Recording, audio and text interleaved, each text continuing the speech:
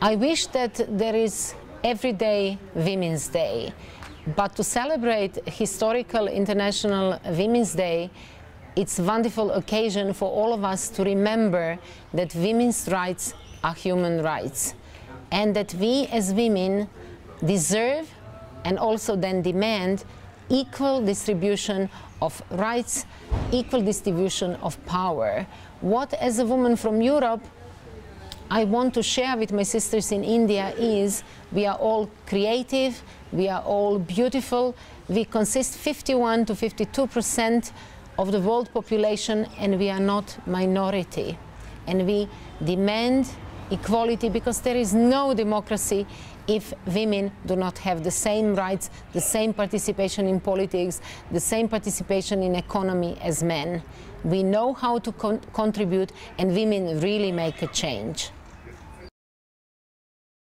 I think also as women we have to share our experiences around political participation. And as I mentioned, I think as long as women wouldn't have equal participation in politics as men, there wouldn't be a proper democratic development of any country.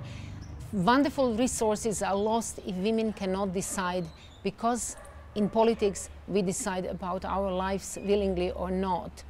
Compared to India, where India, I've learned, has a rather good equal participation of women on the local level.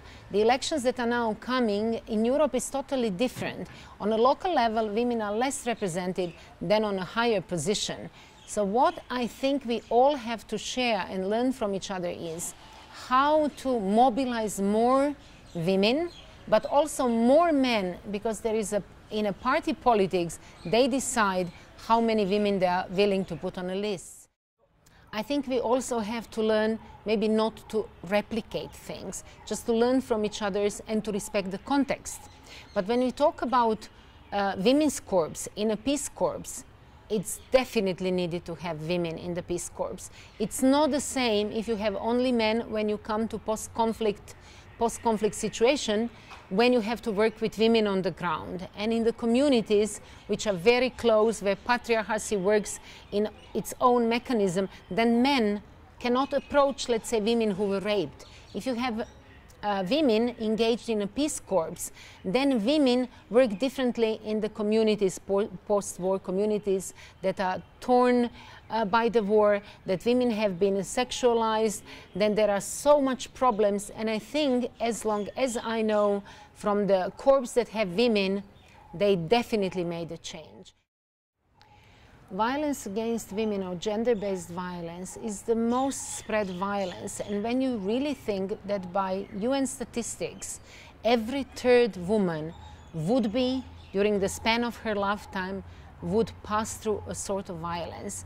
And either it would be the violence of her husband or a partner or an ex-partner, either it would be institutional violence, either she would be harassed on a job or she would be jobless just because she was a woman. So there is a huge span of violations that daily women face. And you think that it's every third woman, it's 1 billion women facing violence. Imagine if a woman is raped, it takes 20 years to work on trauma, to pass the trauma. How many hours of her creative work and a capacity to do something creative in community is lost. But I think if we continue to batter women, we continue to rape women, to sexually abuse women, to control women's lives, we as the world are losing wonderful resources. We lose half of the population.